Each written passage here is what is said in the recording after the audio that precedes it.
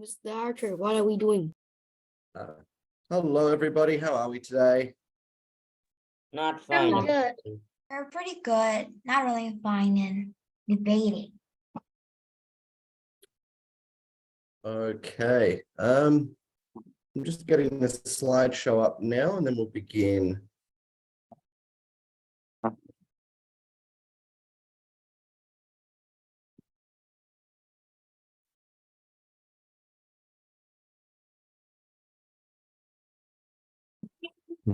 Oh, excuse me. I've been a bit sick recently, so if I talk a bit slower today, my voice is a bit sore today.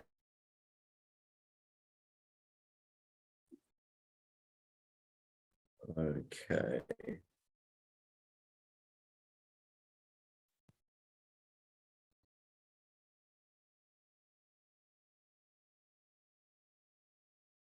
So the topic of today's workshop is constructing compelling arguments with teal paragraphs. So welcome to session 4 of our workshop series. Today we will explore the power of constructing persuasive arguments using teal paragraphs and learn how this framework enhances argument clarity and organization. Oh, excuse me. So today we're going to be focusing on this writing structure called the teal paragraph and how it can help you deliver your arguments in the most logical way that has the best flow. So we're going to be looking at like the logical way to present your arguments in a debate. So the first question that we want to ask is, what is a teal paragraph? Now, teal stands for topic, explanation, evidence, and link. Now, another name for this is the seal paragraph with an S instead of a T, and the S stands for subject. So for anyone that's ever heard of a teal paragraph or a seal paragraph, excuse me, this is what we are talking about today. So it is a structured approach for building convincing arguments by providing a clear structure and flow to your ideas. So let's explore the teal paragraph structure, and let's see how it can help you write more convincing arguments and make you a more effective debater.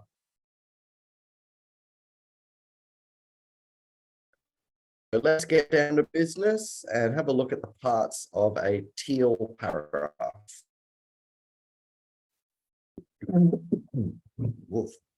The purpose of each part. So each part of a teal paragraph is meant to build upon the part that came before it. Let's explore this writing structure and learn how to write logical and compelling arguments.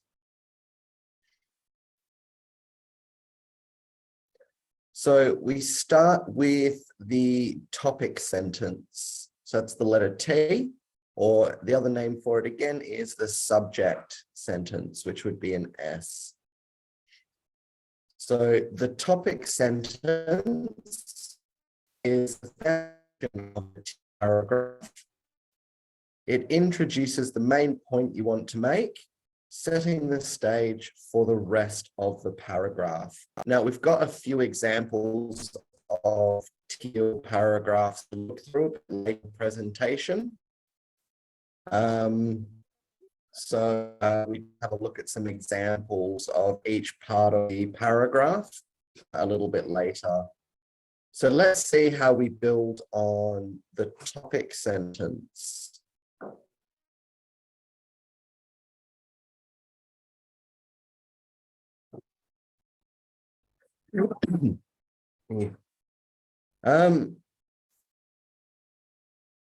Sorry, guys.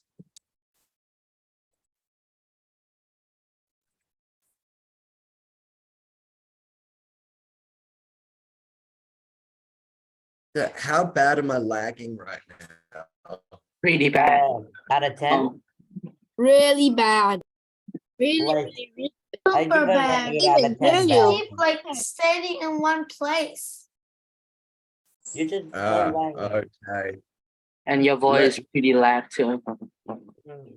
Yeah. So I've got some people saying not much, it's very low. I've got some people saying the words are cutting and some people saying it's terrible. Someone just did a frowny face. Okay, let me swap my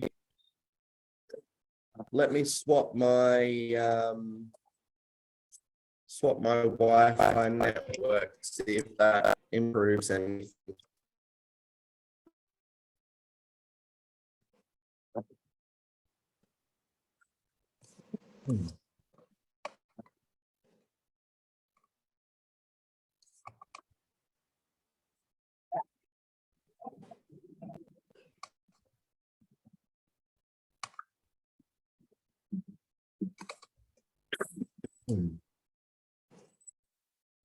Okay, I've just swapped my Wi-Fi network, guys. Still lagging. It's still red. It's worse. Dude, I It's Way worse. worse. it's worse with the Inception. Yep, it is. It ends up even worse than before. Good luck Uh, fixing that. No, Okay. That's a one connection no bar more. thing. It's normal. Very clear. Okay, I saw. I think. Yep. Way back, way I worse. that connection then. Okay, so I've gone back to my original network. If worse comes to worse, you might just have to just check out the recording of the session. Okay, so we'll go over the topic sentence again. The role of the topic sentence, the role of the topic sentence is it's the foundation of a teal paragraph. It introduces the main point of the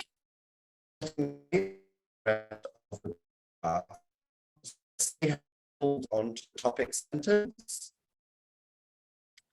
And like I say, we have some examples to go through of what constitutes,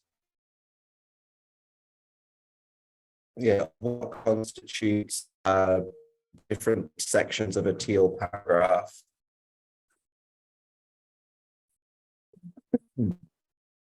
Secondly, after we've written a topic sentence, we want to expand on it with an explanation.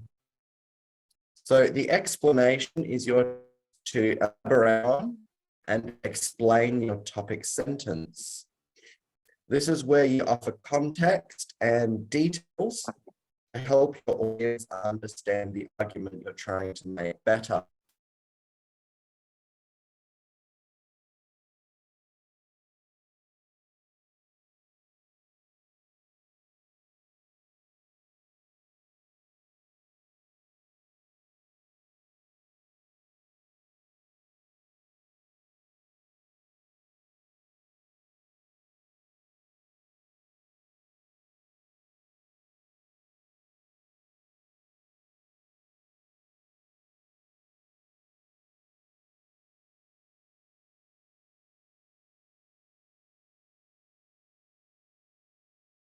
The internet is so worse.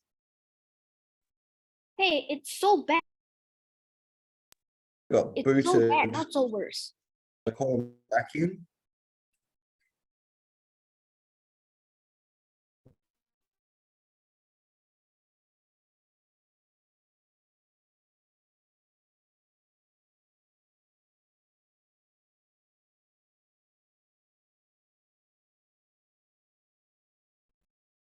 Just while we wait, there we go. My screen share has reconnected. So yeah, so our second point, I'm not sure at what point I cut out, but expanding with the explanation is our first E. So the explanation is your chance to elaborate on and explain your topic sentence. This is where you offer your context and details to help the audience understand your argument better. So let's see how we can build on the explanation with our evidence.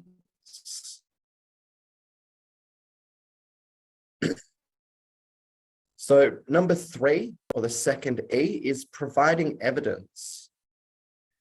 Evidence is crucial for supporting your argument.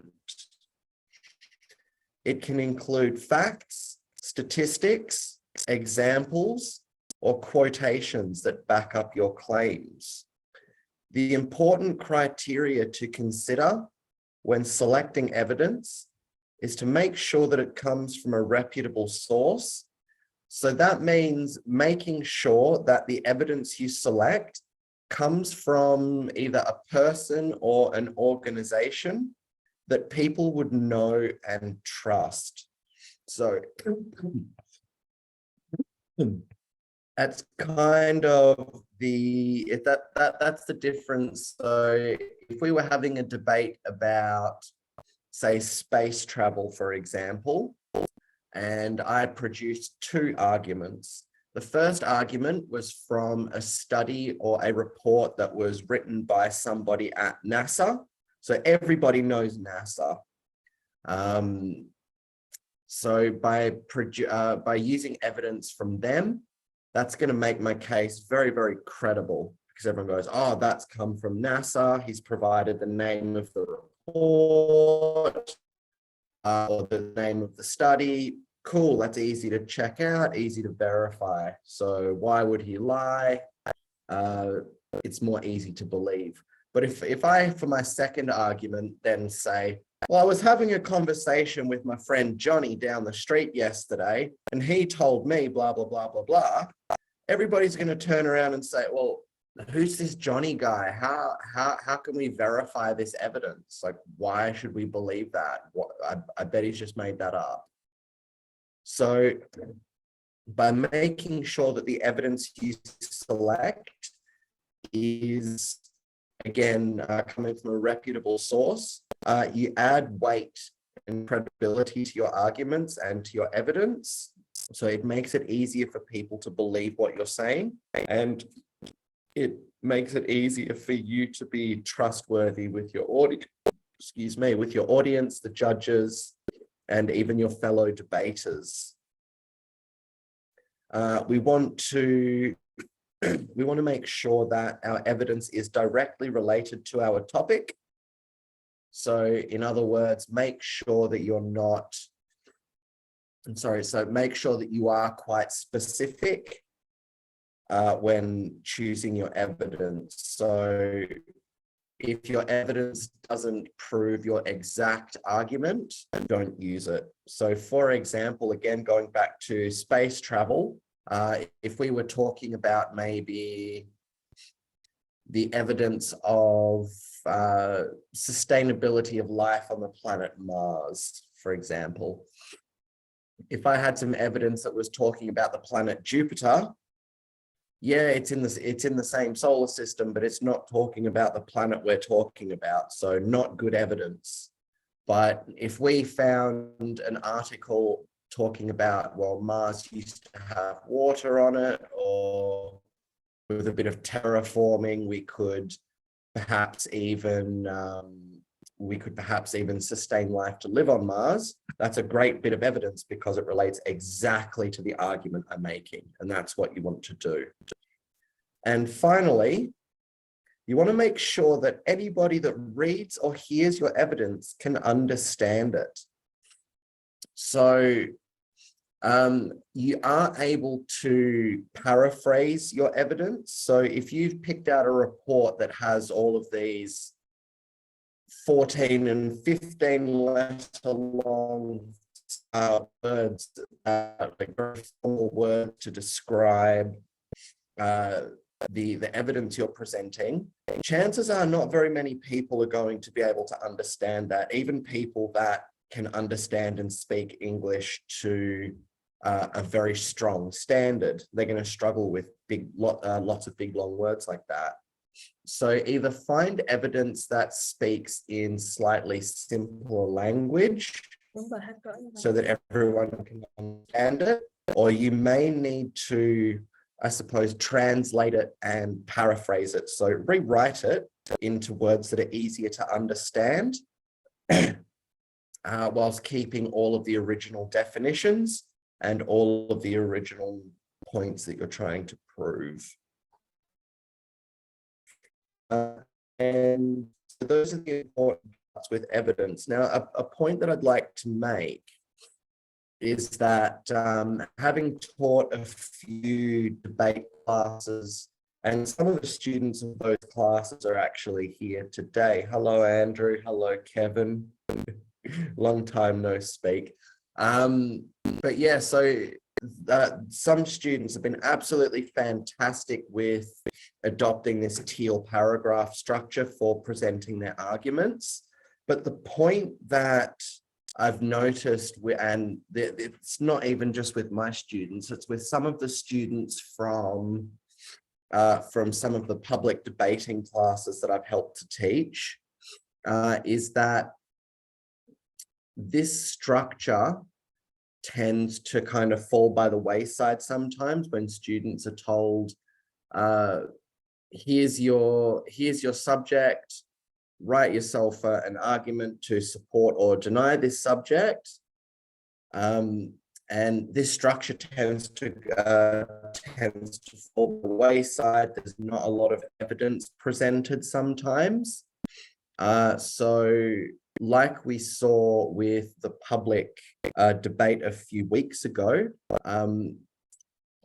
it's important to make sure that we do try and stick to this teal paragraph structure. One, for just the overall flow of the argument, and two, because evidence is very important. So we want to make sure that we are looking for evidence, that we are using evidence, because again, that just makes your argument so much stronger.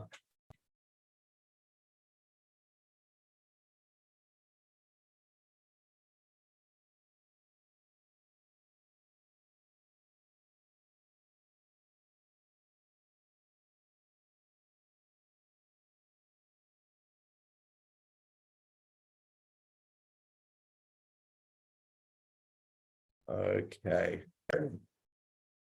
And the fourth and final part of the teal paragraph is the linking sentence.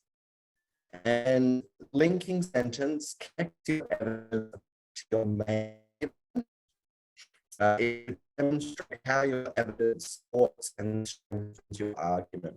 So this linking sentence is supposed to tie explanation and evidence back to the original argument that you presented during your topic sentence. So the reason for this, and this is another important thing, is that we may be presenting a lot of evidence or a lot of different issues and arguments over the course of a debate. So much like the technique of signposting, which is making very obvious which part of your speech up to. So this is my first argument, this is my second argument, so on and so forth. We want to make sure that we make it as obvious as possible for the judges and for the audience what we're talking about. Because again, we're presenting a lot of information, and as much as we try, eventually after receiving so much information, our brain just starts to leak out of our ears. It can't be helped. So we need to make sure that we just summarize everything with a nice little sentence that just reminds us of the overall argument and the fact that we've Ôi, mày chết rồi. Thằng đỡ bún mồm nữa nè. Good.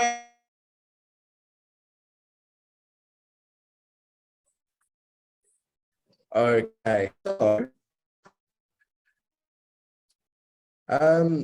before we go into some examples of yes, but before we go into some examples of teal paragraphs, a topic that I would like to discuss. Yeah, I apologize for lag. It's bad on the network I'm on, and it's even worse on the other network that I've got access to. So you guys might just have to check out the replay of this afterwards, just to check anything you may miss lagging. Something that I'd like to talk about in relation to teal paragraphs is strategy of persuasion.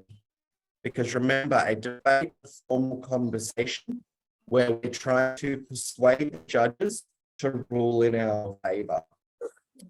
And the definition of persuasion is that when we try to get somebody to agree with our ideas or to take a specific form of action by pointing out the positive aspect of what we're talking about. So some of these persuasive techniques that I've listed below, and these are just 5 that I've chosen. There is a list of dozens and dozens of these techniques you could learn and implement in your debating speeches. So this is something I recommend you look up, persuasive techniques. So the first one is vivid and evocative language. So first of all, let's have a look at what those words mean. Vivid means very clear language. So it's language that paints a very strong picture in your listener's mind. And evocative means you're trying to get a reaction out of your audience, whether the reaction is to sit there and intently listen to what you're saying, or whether that reaction is to perhaps feel angry or outraged at the information you're presenting. Maybe you want them to feel sad or upset because your debate is quite sad, or whether you want them to feel happy because it's a positive subject that you're debating. Is evoking a reaction out of an audience. So the way we can do that, example, let me think of an example. So just give me 2 seconds.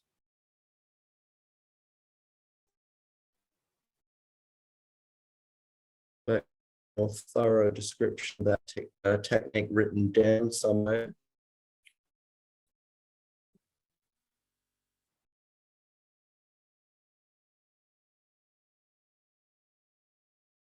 Just didn't have space to include it on my slide, sadly. Let me find it.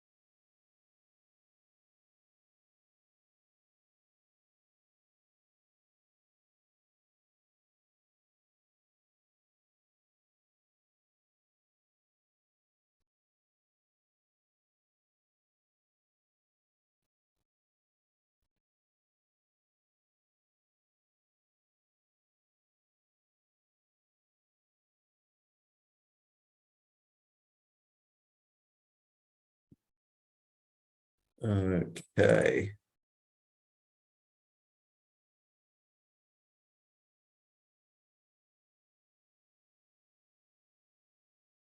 Yeah, my apologies about the lag, guys. It's either network on the other network has to.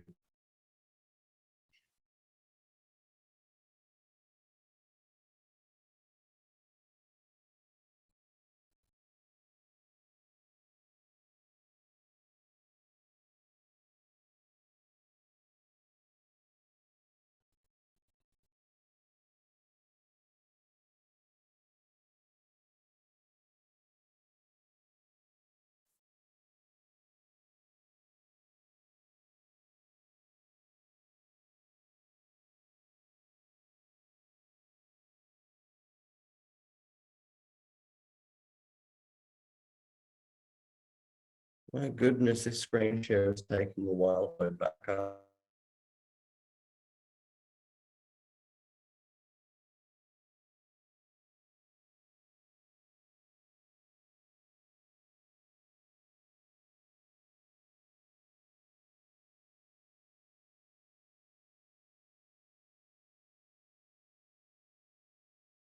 Okay.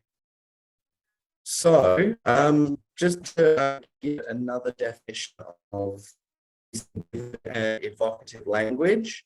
So you want to employ descriptive and emotionally charged language to make your points more engaging and memorable.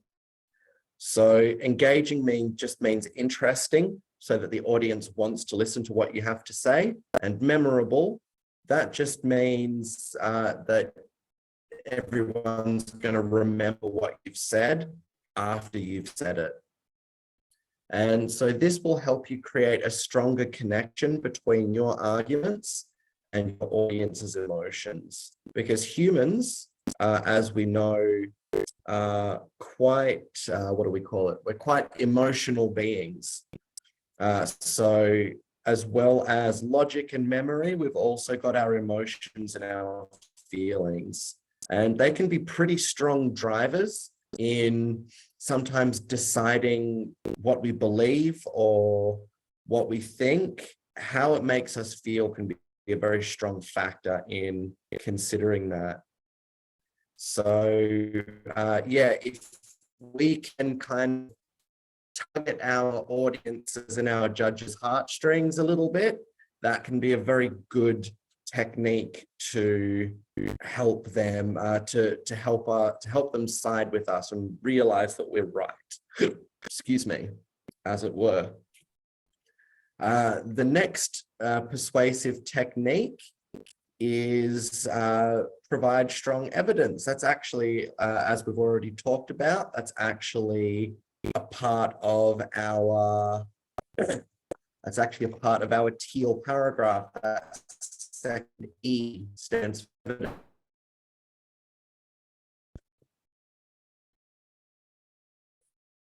So again, make sure the evidence we include is robust. So it includes lots of important information. We want to make sure that it is relevant. So making sure that it is on topic as much as possible, and that it is from credible sources. So again, just going back to that topic of I'm sure you guys would believe any evidence I presented from NASA more than you would believe evidence presented from Tommy down the street. So strong evidence adds credibility to your argument and makes it more persuasive. So it makes it more likely that people are going to believe what you're saying. Technique number 3, we want to address counter arguments. So a very good and persuasive technique is to acknowledge potential counter arguments and then systematically address them.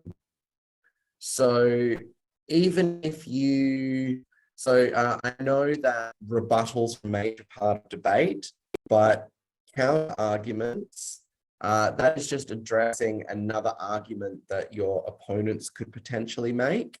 So by including that in your arguments, by saying something like, some may say that, so again, going back to the space travel argument, if I'm arguing for the affirmative and saying that space travel is possible, or it may be possible to, I don't know, holiday or live on Mars eventually, I may choose to address a potential counter argument from the other team by saying something like, other people may try and say that life on Mars may be possible because the atmosphere doesn't support human life. And then I could go on and present some counter evidence to say, maybe with some terraforming, or if we do this and this and take these steps, life on Mars may very well be possible. So if I include that argument that I'm making, that's just kind of shutting down an avenue of attack from their opponents. And so by doing that, demonstrates you considered alternate perspectives, and it strengthens your position, because it's one thing to say, this is my side of the argument, this is why my side is good. But if you can also then say, the other team may try and say, make this point, but here's what a good point, and you're reducing what they can say to make your arguments less active. So in essence, you're only strengthening your own case by shutting down argument from the other team. And that is persuading the judges and the audience to believe you or to take your side, in addition to the strong arguments that you make to support your side. Number 4, we have appeal to logic and reason. So as we were saying before, as well as being emotional creatures, human beings are also logical and reasonable creatures. If something doesn't make sense to us, we want to question it and to make sure that it makes sense, to make sure that it's true. So if I was, for example, oh yeah, I think human beings could one day live on Mars. You might be interested in it and go, oh yeah, that's cool. That'd be really interesting and cool if we could live on Mars one day. But at the same time, you'd have questions in your mind. You'd be asking things like, well, why do you believe that? Maybe you've heard something else about it. Like, oh, but again, the atmosphere on Mars isn't conducive to supporting human life. There's no way to grow food, or things like that. All these little negative points may pop up in your head to cause you to not believe me. So if I can again, and this goes back to evidence, links into evidence a bit, but if I can provide facts and information that prove my point to be true or prove my point to be possible, then that's just going to silence all of those little critical voices in our heads that would cause you not to believe. So if you can use a lot of reasoning, such as syllogisms and deductive reasoning, to build a compelling case. So if you're using all of these, sorry, let me state that again. So if you are appealing to logic and reason, as well as appealing to people's emotions, one, you double the chance of securing the audience and the judges have already believed you. And 2, you actually increase the chance of, more people wanting to side with you, because some people are more logical than they are emotional, and vice versa. Some people are more emotional than they are logical. So you're just increasing the number of people may side with the audience by appealing to logic and reason. And finally, compelling stories. So first of all, this when I say this, I'm talking about, I'm not talking about sitting there and telling a story about the day that your entire family went to the beach and then to get ice cream and then you all had dinner. You all bought in a restaurant and ate it on the beach and all of that. Who cares in this situation? You're there to debate, you're there to prove your point. So if you incorporate jokes, so just personal stories or real life examples that illustrate the impact of your argument, that's the important part there. They need to illustrate the impact of your argument. So if you can do that, then you can add a personal touch to your debate arguments. So what that means is that it makes what you're saying more relatable. All these techniques have merit and have value. You may want to use one more than the other, but just by adding in a little bit of that personal touch, it makes what you're saying more relatable, and it makes it as if what you're saying could happen to anybody that's listening. It's just that little technique that makes the audience or the judges go, I don't understand that.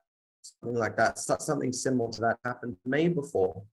And it just creates little personal links from your argument audience to your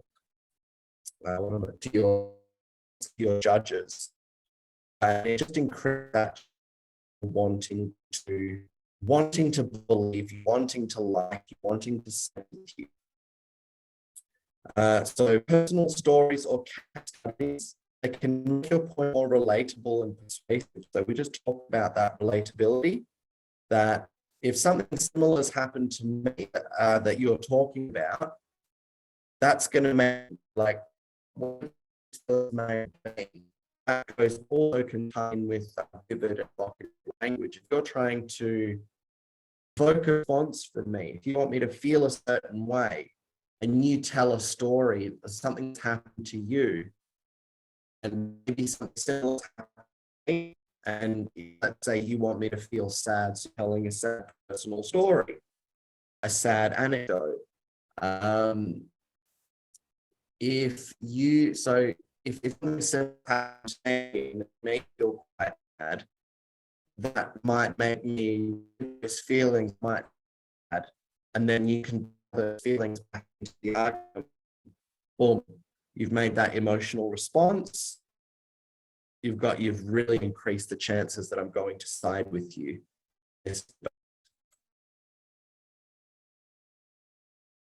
Okay. So those are just a few basic strategies for persuasion. And yes, using these persuasive techniques, you really can increase chances of winning a debate, because again, persuasion is pointing out, and I know I said the definition was the good reasons, but I suppose a better term would be the relatable reasons. So if you are debating about a topic that makes people quite angry, you'd be reasons to kind of evoke an angry feeling, or if it's a sad or a happy topic that's happening in your audience, so make would be persuasion.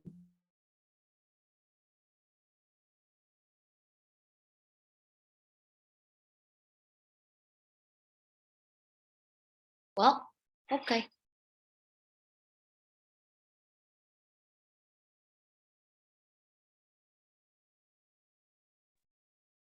Third time's the charm, hopefully. Okay, so yeah, so just to recap that last bit. So again, I know I said persuasion is trying to make people see the good reasons, but when we talk about the good reasons, we would want to be talking specifically about trying to elicit that emotional response that we want from our audience. So do we want them to feel happy, sad, angry, serious, whatever we want them to feel, just getting that emotional connection. Okay, so coherence and organization. So basically, how do you organize your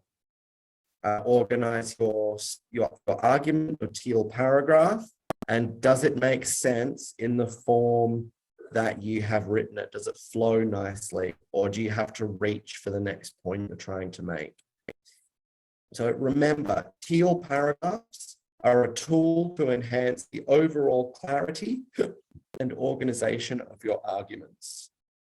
They should make it easier for your audience to follow your thought process and understand the argument that you're presenting.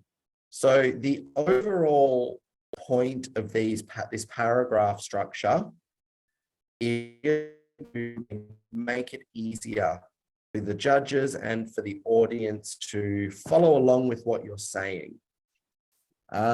Because of how this paragraph is structured, that just makes it so easy, because the next thing you talk about should logically be the next thing you talk about. Introducing your point in a simple sentence. Number one, boom. Then you want to expand on that, explain more about it.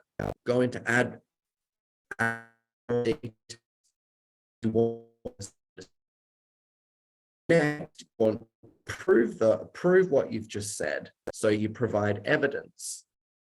And then finally, you just want to link back to that initial topic sentence. So you see that flow of information is very logical. It makes sense. It's easy to understand. So now we come to some example teal paragraphs that I have prepared. I've got 2 short form and 1 longer form paragraph. So I think I've done 2 short, 1 long. So the first 2 paragraphs are what you want to aim for in the beginning of starting to use these teal paragraphs. And then the third one is a slightly longer form teal paragraph that you want to work towards, or that you want to build towards, I should say. So let's work through examples to see how teal paragraphs can be applied in real world situations.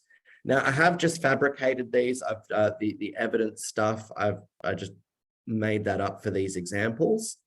But when you are crafting your arguments to use in a real debate, you do want to make sure that you are looking for evidence, researching and refining that evidence. So don't just pick the first source that you find. Make sure that you know that the source is credible, make sure it relates to the argument, and make sure it's easy to understand. Or you may have to paraphrase it and slightly rewrite it to take out all the big words that people may not understand. So as you can see down the bottom here, we've got the 4 sections of a teal paragraph: topic sentence, explanation, evidence, and linking sentence. Now I have color coded them. So topic sentence is red, explanation is green, evidence is blue, and the linking sentence is orange. So you'll see when we look at these examples, I've color coded them just so you can see which part of the paragraph is which according to the color. So our first teal paragraph, the topic is the importance of reading. So this is just a short form paragraph just to introduce you to the structure. So we have, I'll just read it and then we'll break it down. So reading is a fundamental skill that enriches our lives. Reading allows us to explore different worlds, cultures, and perspectives through literature and non-fiction texts. Studies have shown that individuals who read regularly tend to have better cognitive abilities, empathy, and communication skills. These benefits highlight the importance of promoting reading among all age groups as a means of personal growth and understanding. So we start with our topic sentence in read. So very straightforward and to the point, it doesn't drag out. Reading is a fundamental skill that enriches our lives. So we've said it's important, it's a base skill we all need to know, and that is going to have a positive impact on our lives, straight to the point. Then we go on to expand on that point we're trying to make. So we start talking about some of the benefits of it. So reading allows us to explore different worlds, cultures, and perspectives through literature and non-fiction texts. So now we're answering the question, how does it enrich our lives? So we can explore different worlds. So if we're reading a fiction book, we can immerse ourselves in that world. Like if you read Harry Potter, Lord of the Rings, you know, you can get involved with that wizarding world or Middle Earth. You can read about other cultures if you're reading an encyclopedia or maybe even a cooking book from a different country. You can learn about their culture through those books. And you can learn about other perspectives. So different points of view, different ideas by reading. Again, maybe you're reading a book about a certain topic and the author doesn't have the same point of view that you do. You're learning about their perspective and another way to think about an issue based on these books. So that explanation just again expands on the topic you're discussing. Now we go on to talk about the evidence. So studies have shown that individuals who read regularly tend to have better cognitive abilities, empathy, and communication skills. So now we're talking about a study that has been done, and we're talking about the results. So if you read regularly, you tend to have better cognitive abilities. So your brain works better. You're able to formulate ideas better in your brain. You have more empathy. So you're more understanding towards other people. And you have better communication skills. So now it's talking about some of the benefits of reading, or what benefits does it have on you. And then finally, we tie it all back to the topic sentence with the linking sentence. These benefits highlight the importance of promoting reading among all age groups as a means of personal growth and understanding. So that's the basic structure of a Teal paragraph. We'll have a look at another basic one. So this one is the benefits of exercise. So regular exercise is essential for maintaining good health. Engaging in physical activity improves cardiovascular health, increases energy levels, and enhances overall well-being. The American Heart Association recommends at least 150 minutes of moderate exercise per week to reduce the risk of heart disease. These health benefits emphasize the importance of incorporating exercise into our daily routines to lead healthy and more active lives. So again, we start with our topic sentence. So exercise is essential for maintaining health. Again, straight to the point, easy to understand. Let's follow on with the explanation. So engaging in physical activity improves cardiovascular health. So it makes your heart sugar, it increases your energy levels. So it makes you want to be more active. and it enhances overall well-being. So there's lots of different areas of your health that exercising regularly can assist with.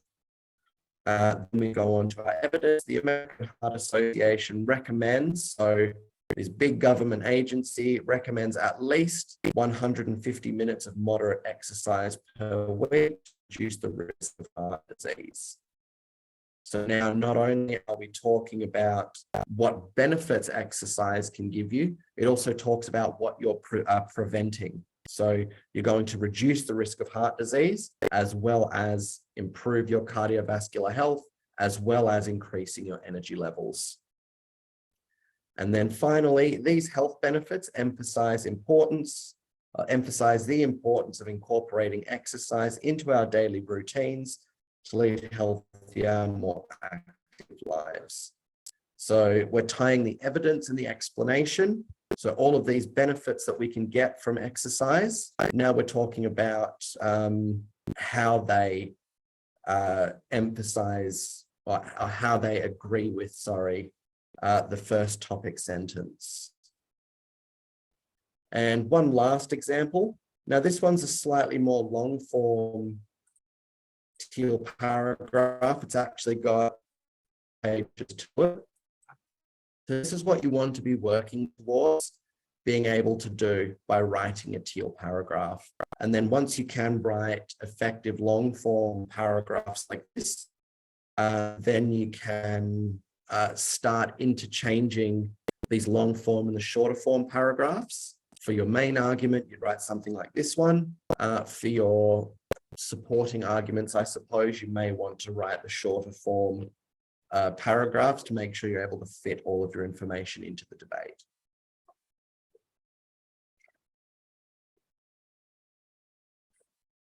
So, the impact of technology on education is the topic of this one.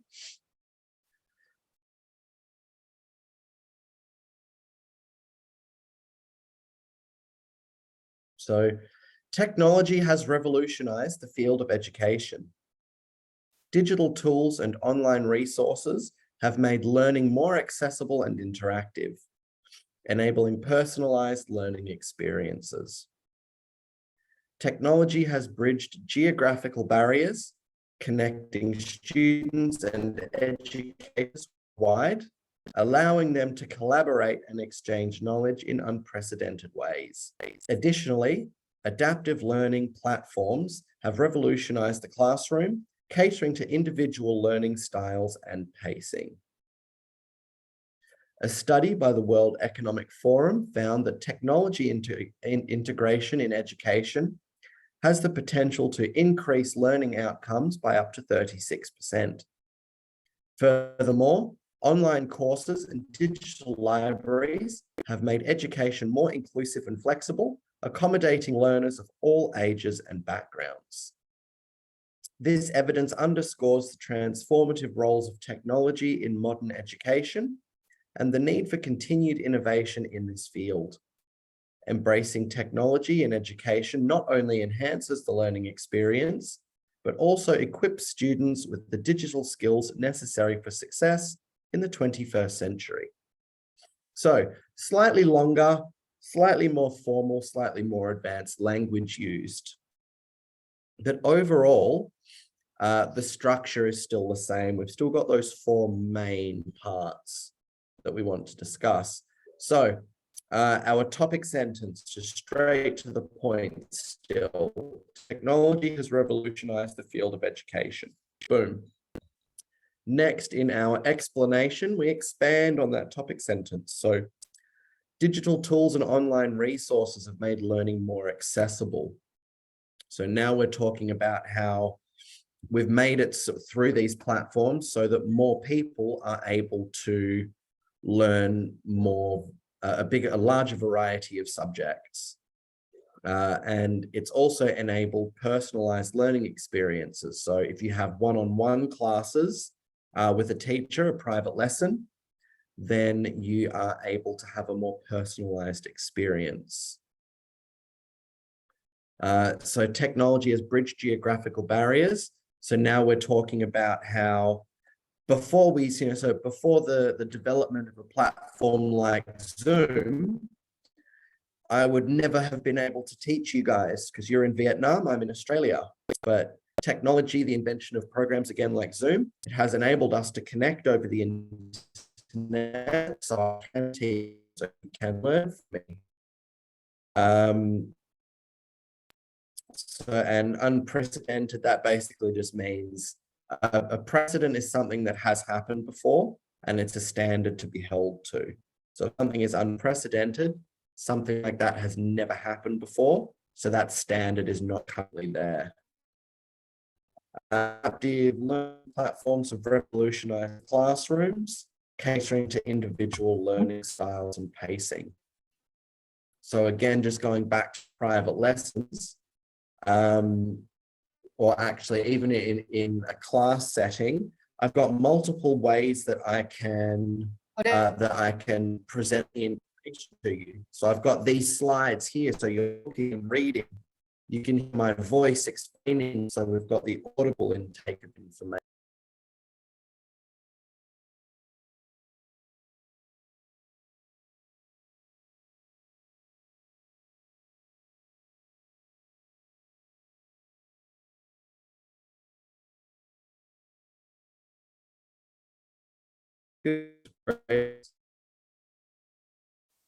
We thought third time was the charm. Hopefully fourth time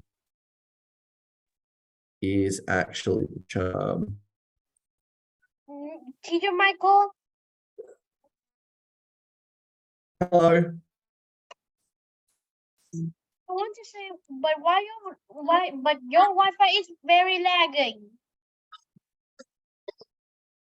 I know, unfortunately, I can either have bad reception on this network, or I can swap to the network and have worse reception. Yeah, so getting back into it. So yeah, there are multiple ways that I can present this information to you by using these online learning platforms.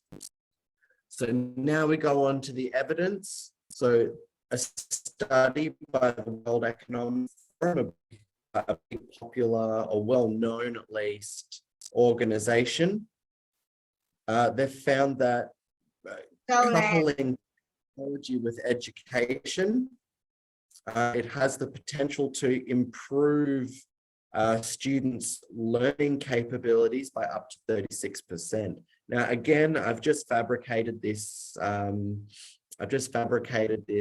Evidence just to write these examples for you. But when you guys do write your own, make sure you use real evidence and don't make anything up. So furthermore, online courses and digital libraries have made education more inclusive and flexible. So again, so being online, we've got multiple ways of learning. We can do it live and in person like this, or live and on the same Zoom call as this. But there are also things like digital libraries that you can subscribe to for a small fee. And there are online courses that you can enroll in where all of the lessons are pre-recorded on video and just uploaded to the course website, and you can watch it at your own pace. You don't have to be there for the teacher to give the live lecture, essentially. Obviously, it is more beneficial to be there for the live lecture because you're able to ask questions, participate more rather than just sitting back and watching a video. But both have their merits. So yeah, both have their positive aspects. And it's able, and these new learning methodologies, I suppose, they are able to accommodate learners of all ages and backgrounds. So, for example, teachers are able to make videos that appeal to students of different age groups. So, yeah, so because we're doing it live now, I'm trying to make sure. Give me a couple of seconds, Lily. I'll finish this point and I'll take a few questions. So, yeah, so because I'm teaching right now, I'm trying to structure this towards talking to kids. But if I was teaching a group of adults right now, I'd be teaching this again, more formal English, more advanced words, and explaining the points in a lot more detail. But doing it right now live, I'm only able to do one at a time. But hang on, Lily, I see you. I'm just going to finish this and then I'll take a question. So, yeah, but if I uploaded a couple of recordings, then, for example, more people could watch those at one time and they could watch it in the style of English that best relates to them. So kids could watch the kids video at the same time the adults could watch the adults version of the video with the more advanced language, more detail. And finally, back around into the evidence section, into the linking sentence. So this evidence underscores the transformative role of technology in modern education and the need for continued innovation in this field.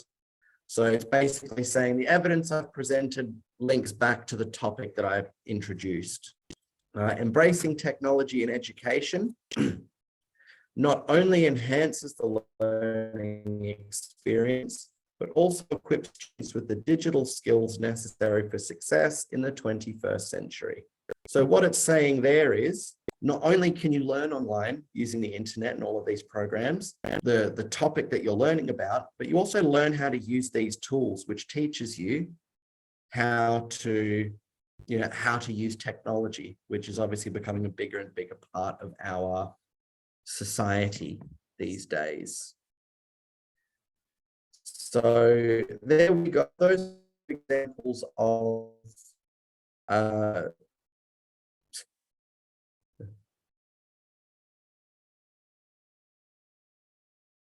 no exam today. Do we have any questions, guys, just to finish this section off? Lily, you had your hand up for a while. Is there something you wanted to ask? No. Okay. Okay, so what we're going to do now, we're going to organize, oops, son, hello. So what time is it? Are we going to go into the breakout room right now? We are. Yes. Okay. Now, I'm going to divide into 7 rooms. Oh, really? Right. Divide so the 7 instruction, rooms. the list. Yeah. So there will be 7 rooms. Room 1 to room 7. Student helper SH. Your allocation is in yellow group, right? Miss Vân Vũ Long already split it which room that you should be to. If you don't know, then wait here. And then Miss Vân Vũ Long I will bring you to the correct room. The participant, the student, the list have also been put into your yellow group. So can you make sure you also follow it? If you unsure, then wait in the main room. We will send you to the available room. Now, the student helper will be randomly allocated. So you as 3 students a team should be together, but not necessary today or this mock debate. You will be with your student helper. And actually, you should not be with your student helper because today we do the mock debate. So 2 teams will debate each other. So it's better to have the student helper not related to you. So it's easy for them to choose who is the best team. Correct, Teacher Michael? Yeah. Yeah. Correct. Right. So yeah. So therefore, is you the know, time to go don't to say, break oh, why room? Summer is here, but why can I not be with Summer? Yeah, because we should, you know, split you into the different room. All right. Okay, so room is now open. Room 1 to room 7. All right. So when you finish, you just go back to the main room and leave the Zoom. All right. Okay. When All it's right. time to go to breakout room? Now. Now, okay. Okay. And then you finish around what time? 12 o'clock. So don't stay too long, right? At 12 o'clock, everyone finished. You have lunch, right? Okay. So Okay. when will we finish the debate and like we can leave the meeting? Yes, you leave the meeting. You don't need to go, you know, if I'm here, you say goodbye, but sometime maybe I'm just, you know, hang my computer here. If you don't see me, goodbye, and I see you next week. So like at 12 o'clock we will just leave the meeting, right? Yeah, at 12 o'clock, leave the meeting. Or whenever you have finished in your own room, you also can leave the meeting early. Oh, okay. Okay, all right.